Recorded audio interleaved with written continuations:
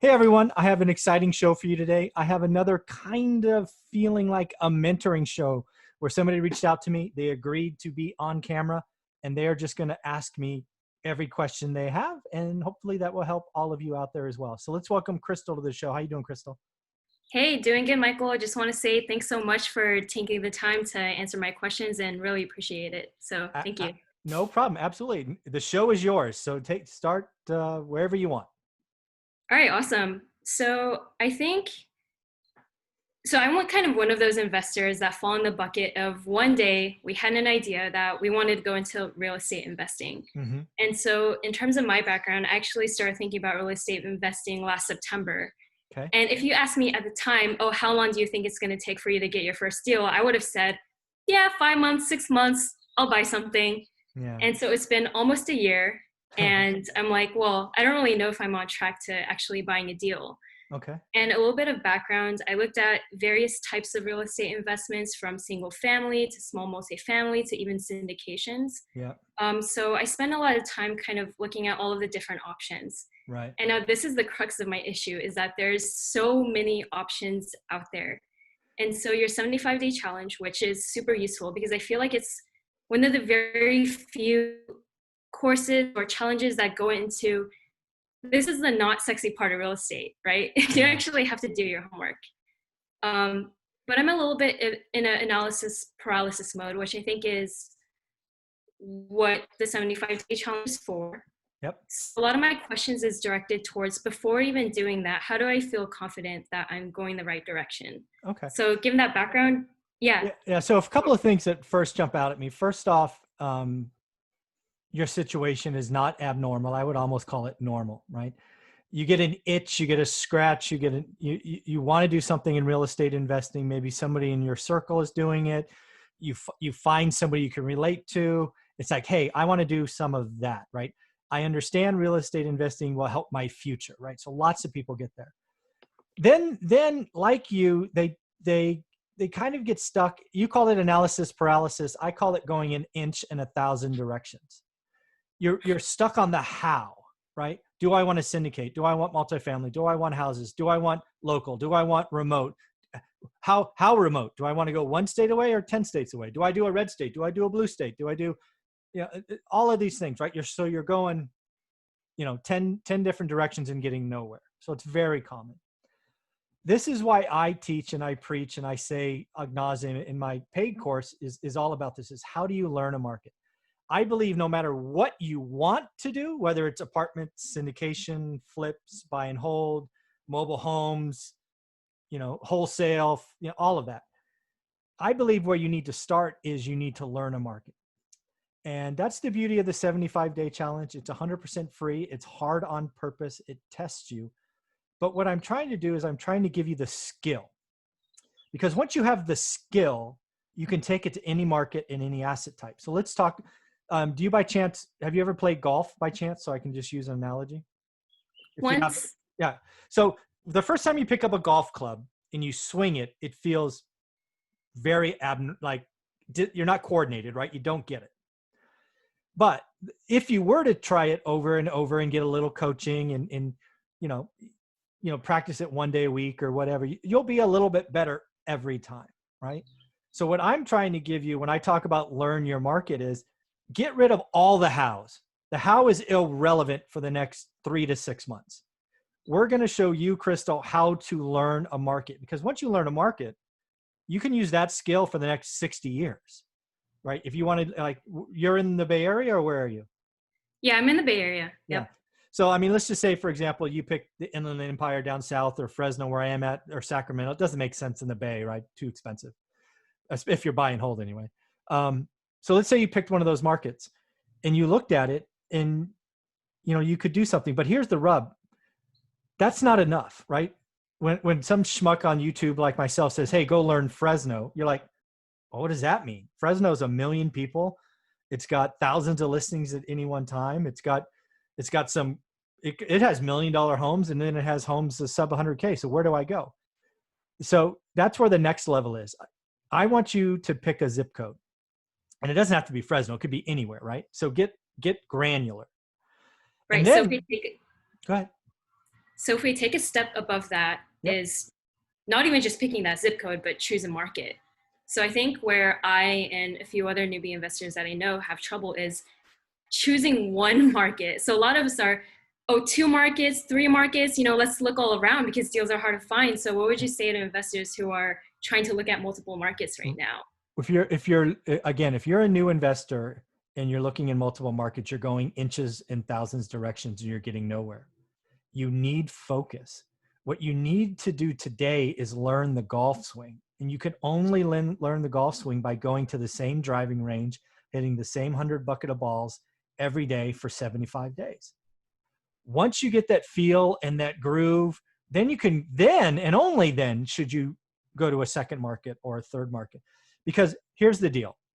You can look at a house in Memphis, Austin, Texas, and Detroit, Michigan. They're all the same 1950s build. They're all the same 3-bedroom, 2-bath, quarter acre, single story, 2-car attached garage. You won't know anything. I promise you there are good and bad areas in Detroit. I promise you there are good or bad areas in Memphis. And I promise you there are good or bad areas in Dallas, Texas. You can't do it. And then worse, you could not compare a Dallas, Texas price and rent and return with Detroit. The risk premium it's apples and oranges. So all new investors, if you haven't done a deal yet, you don't have a team, stop. Pick one market, pick one zip code, pick one asset type. And by asset type, let's get focused there. I want you to be hyper specific. I want you to say 3-bedroom, 2-bath, 4-bedroom, 2-bath between 1,200 and 1,500 square feet. I want that first list to be no larger than 40 active listings. If your list is 100, it's too big, because I want you to look at that same criteria every day for 75 days. And it's going to feel abnormal. Like if you listen to some of my students that have a playlist here, they're going to tell you, man, the first 7 or 10 days, I felt like I wasn't doing enough. But man, after I did it for 30 days, I started to see overpriced, underpriced. I started to understand a deal.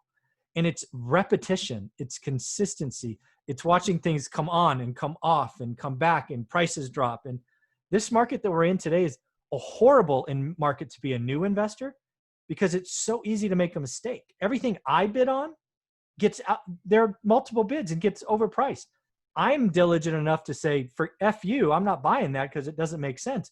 New investors like, oh my God, I need a deal. Should I raise my price 10 grand? What should I do? What should I do? No, it's not a deal if you have to pay here.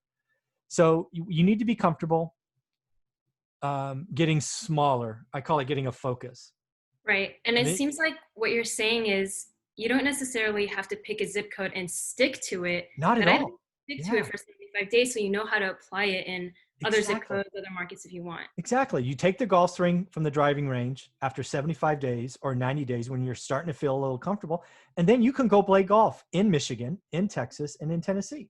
But until you do that, until you feel comfortable with your swing, to carry the analogy, you're not allowed off the driving range, right? That's it. Once you feel comfortable, because then you could take it and go, okay, I've looked at Dallas, Texas for the last 100 days.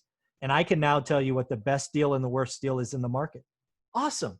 Now, if you go to Nashville or Memphis, it'll probably take you 30 days to get the same level of skill, because how you learn Dallas is the same how you learn Memphis, is the same how you learn Detroit. But you can't be in 3 different markets. It's 3 different markets, multiple different asset types. It's no wonder you're not making offers. You shouldn't. You don't know anything yet. Yeah. And you can learn 3 if you want down the road, but at least right now start with 1, or else you end up like me 1 year later. It's not any way to getting a deal yet. So. It's not about the market. Again, it's not about the market or the how. What I've learned after 20 years is you truly make your money when you buy. And what that means is going in what a good or great deal is. Right? When you run the comparisons in my course and you figure out the yield in Dallas is 6, and then the yield in Memphis is 8, and then the yield in Detroit's 10, and I'm making those numbers up just to show that markets are different. Your whole job, if you pick Dallas, which is fine, even though it's a 6, is to earn 7s and 8s. If you pick Memphis and it's at 8, you should look for 9s and 10s. And then if it's Detroit and it's a 10, you should look for 11s and 12s. But you can't do that until you do the work. It's not about the market today. It's for new investors who are stuck at kind of step -1 or pre-0. It's not about the how. It's not about flipping. It's not about wholesaling. It's not about buy and hold. None of that. That all comes later. And it's not about, it's not even about picking the magic market. That's what I get two questions. That is probably the most frequent question. Michael, what market should I be in? That's the wrong question. I don't care what market you're in. Even if you're in freaking Palo Alto, California, which you and I both know is ridiculously expensive. Average price is $3.2 million for a house. If you learned Palo Alto and an average deal is X, I would tell you go nuts. Only do deals that are X plus 2, right? Get the best deal you can get in Palo Alto. And if you could do a deal in Palo Alto by learning it, you can do a deal anywhere. So that's what I preach, and that's what I talk about all the time. Does that make sense? Yeah, that makes a lot of sense. And so the prerequisite to focusing on a zip code is to know what zip code to focus on. So how would you recommend people to narrow down on which zip code? Because yeah, market can have, hundreds, thousands maybe. So yeah. So what I would do, like lots of people in California where we live just insist on going out of state. So let's just pick a state, Tennessee, right? So, and then let's pick Nashville or pick Memphis. I don't care what it is, but pick that. So what I would do, again, I don't know that market at all, but this is my experience. Every city of size has where the rich live and where the opposite of that is. And then there's the middle. I would learn the middle. And if we don't know what the middle is, I would call 2 or 3 real estate agents and ask, hey, what's the median? And you could find it, right? What's the median price for Nashville? 162,000. Great. Well, I need to be looking for houses between 150 and 180. What zip code dominates that? Because if you go below 150, you're probably in older, lower, higher crime. And if you go 300, you're in the rich area. So ignore that, right? You want to go where the masses are. And you could look it up, or I would just call a couple agents. Because again, if you take the 75-day hard challenge, like I think it's number 3 or number 4, you have to meet a new person a day. So why don't the first couple be real estate agents? Hi, I'm Crystal from blah, blah, blah, California. I'm looking to come to your market. I'm looking for a 3-bedroom, because again, what you're going to be telling the agents what you're looking for. I'm looking for a 3 or 4 bedroom house, 1-story, brick siding, built in the before or after 1970, whatever, right? What do you have? And what area should I be in? What's a good school district? And just ask 5 questions.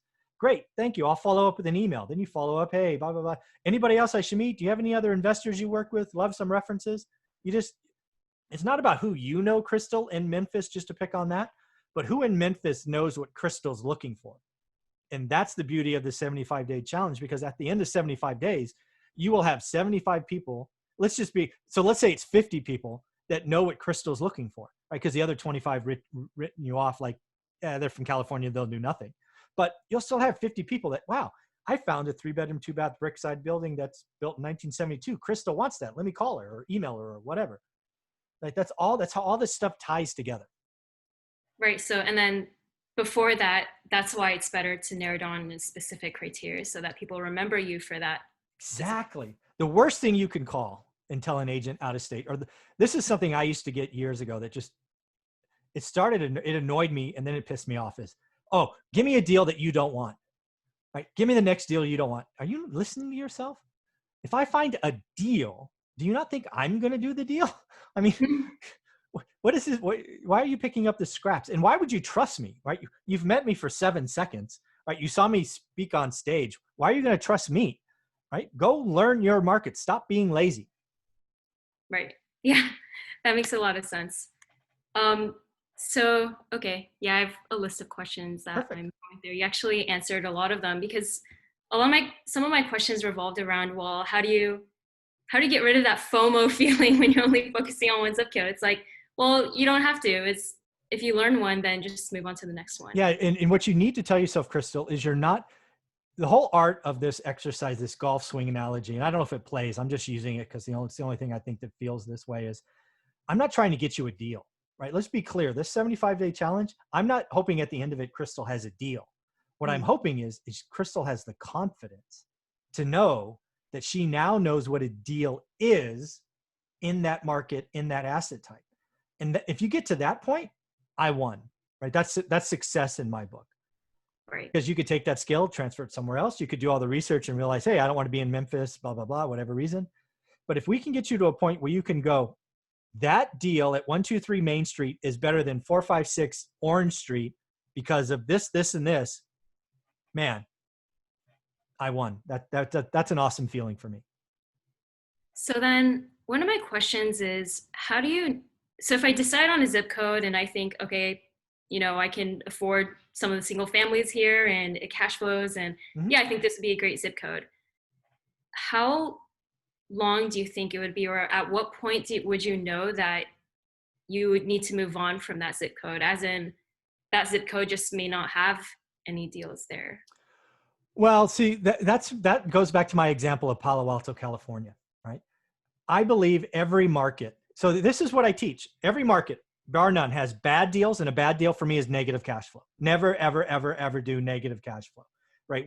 Lots of people get burned in California because they bet on appreciation, right? I don't care if I lose $500 a month because it makes me 50 grand a year. That's a loser strategy when the market turns. So never do that. Then there are average deals. Every rental property, every city has an average return, right? You put 20 or 30% down, they're going to make 4%. Well, 4% is kind of boring. And I'm just picking four as whatever average is for that market. Once you learn that, your job, Crystal, is to only do good or great deals. And I believe they're always out there. They're hard to find though. 95 to 98% of the active listings in every single market are average or bad. That's what new investors get. You try to hopscotch too much, right? I would never tell you to change markets because you can't find a deal, right? If you know what the average is, like you spent 90 days or 100 days in Memphis and the average is 6 and you haven't found something yet, you need to try. You need to talk to more agents. You need to grow your network. But if you tell me, I don't want to invest in Memphis because the biggest employer just left, like there was some external shock, perfect. That's great. But don't come to me and say, hey, I've looked for 30 days and haven't found a deal. I've gone months without finding deals, but I keep looking every day. And they're out there. I mean, in this market this is the most unusual market I have seen in 20 years right now. Listings are 30% below anything I've seen. Active or offers are going at and getting bid up 5 to 10% all the time. I've done 2 deals in the last 4 months. Now, I'm not saying that to brag by any stretch, but I'm just saying if you do the work, if you make offers, and I've probably made hundreds of offers, right? Even if they're just verbal versus writing them down.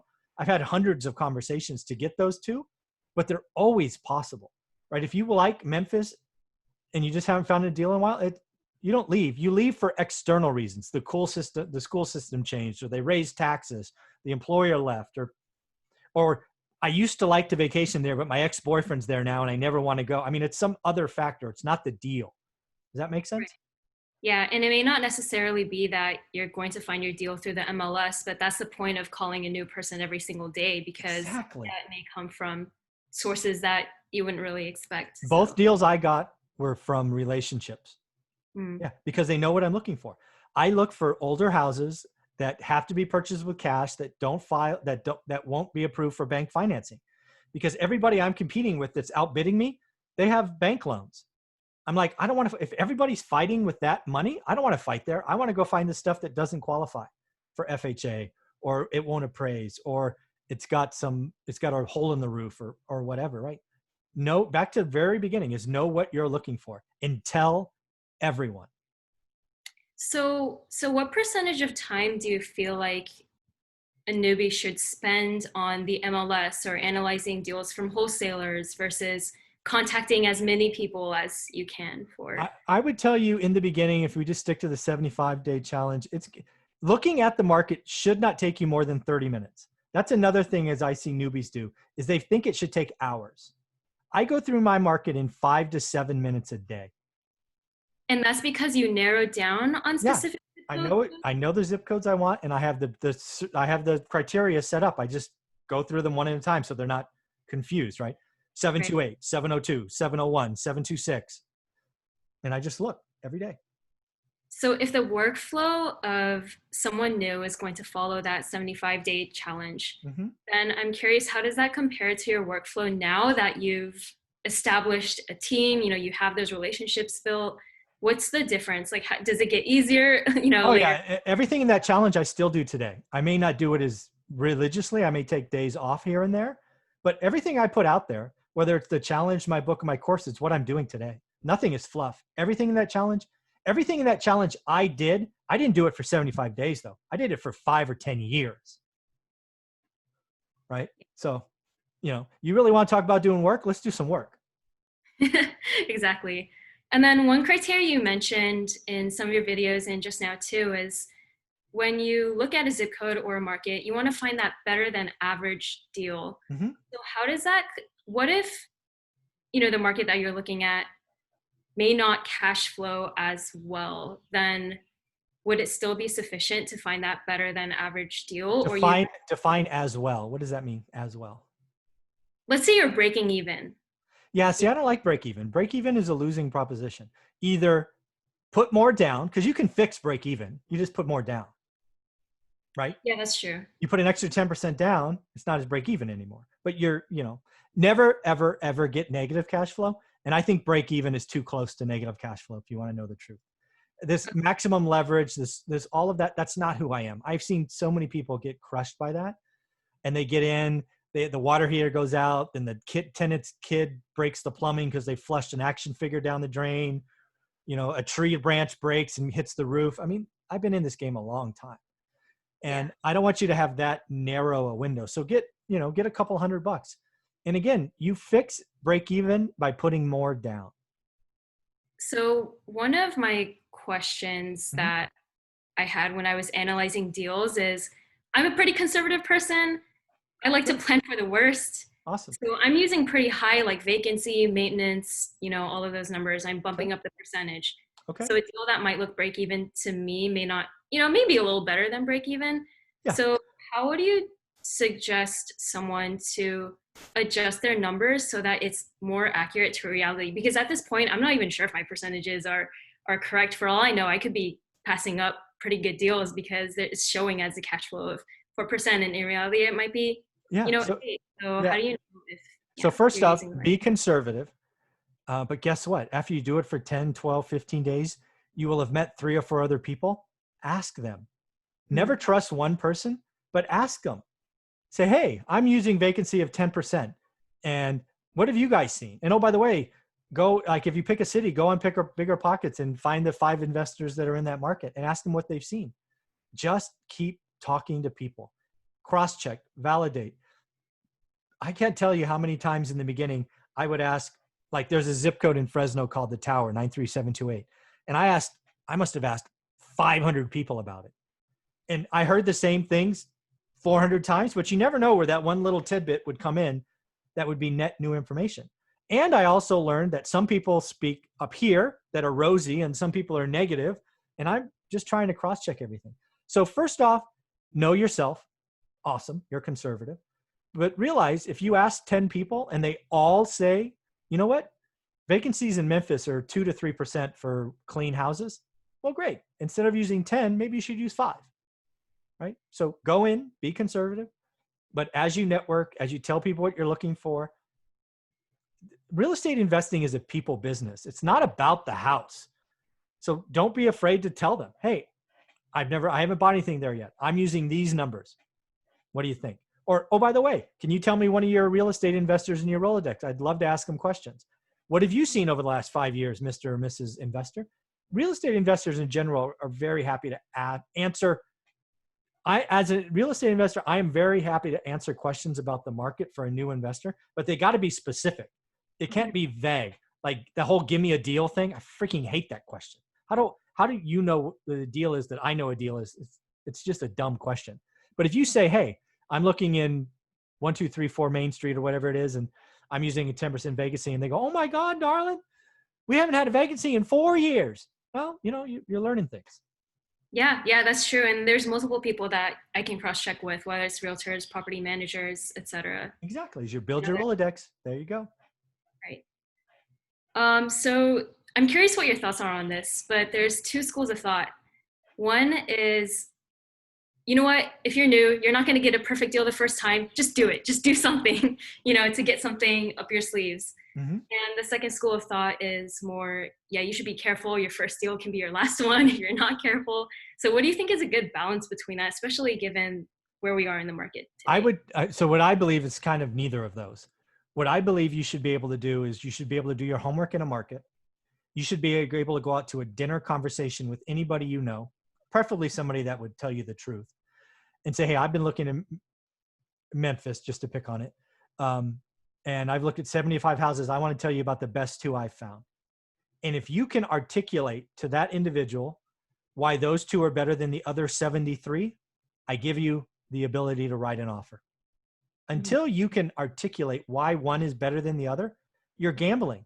And as a new investor, I don't want you walking up, taking out $20,000, throwing it on, red 13. I don't want you to do that. You could win, but it's not looking good. So I don't like either answer. I want you to do the work. People do the work.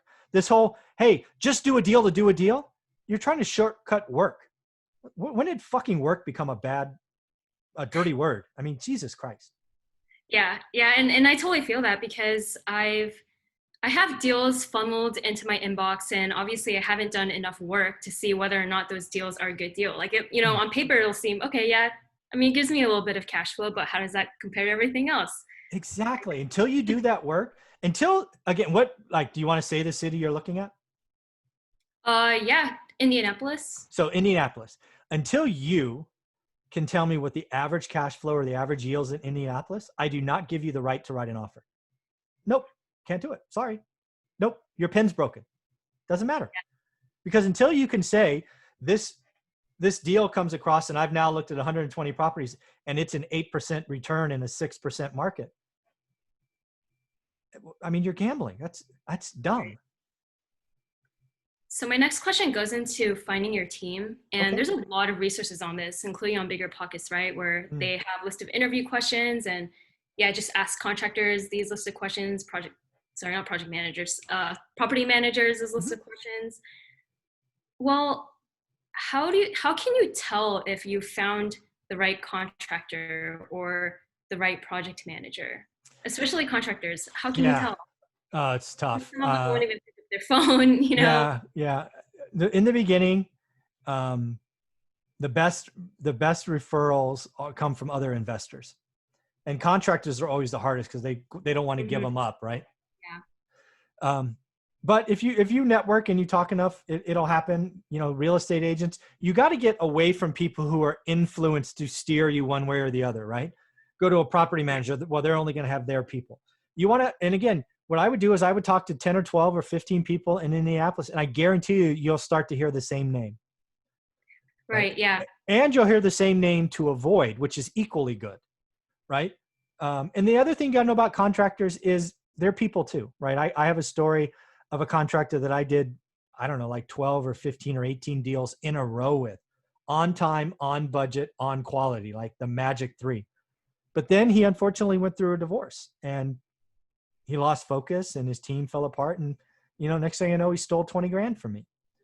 So this is a people business, and life happens, and you've got to manage it. And I should have known better and not released that other. I mean, at least half of that is my fault, right? I should have only lost 10, but because we did all those deals together, I trusted him, and I shouldn't have. But ask for referrals, quality check, and then again, get your butt on a plane and go there. Nothing beats going to a job site when they don't expect you. So don't tell your property manager, like if you get down to 3 contractors and you're evaluating them, get your butt on a plane, fly there on a Monday or Tuesday, call them when you're in the city and say, hey, what job are you at? I want to come see you. Because then because how they treat that job site is how they're going to treat yours. Right. Yeah, because I know on Bigger Pockets they have advice such as, go to Home Depot and see who wakes up early, but as an out-of-state investor, I used to be an author on Bigger Pockets back in 06, 07, 08. I don't spend a lot of time there anymore. Yeah. It's helpful when you're just starting out. To get it's got a big library. Yeah. Yeah. Yeah. But they're more of a publishing house now. All those guys are writing books and making millions off books. Yeah. Like you. Yeah, no, I'm not making millions. We're getting there. We're on the way there. There you go. So when you receive an inspection report, yep. What are what should an investor be looking for, and how do you use that into your purchasing strategy? So Because there's a lot of things that can go wrong. So how can let's you? make sure when you say inspection report, we're on the same page. So you're buying a house, you're in escrow, you pay the $500 to have a home inspection. I assume that's what you mean. Okay. Mhm. So you're in escrow. So first and foremost, I go back to, what did you think you bought? Did you buy a turnkey property that was clean? So anything found, you get to go back to the builder and say, hey, not done, do this work. Or was the listing as is, right? Because again, what are you buying, right? If it's as is, then you need to look at that and go, hey, is this what I expected? Because you should have an expectation, right? You should probably expect an as is purchase to be, you know what, I might need to replace some windows. And, maybe the AC or water heater or boiler, I don't know what Indianapolis has, needs to be replaced, right? You should have an expectation.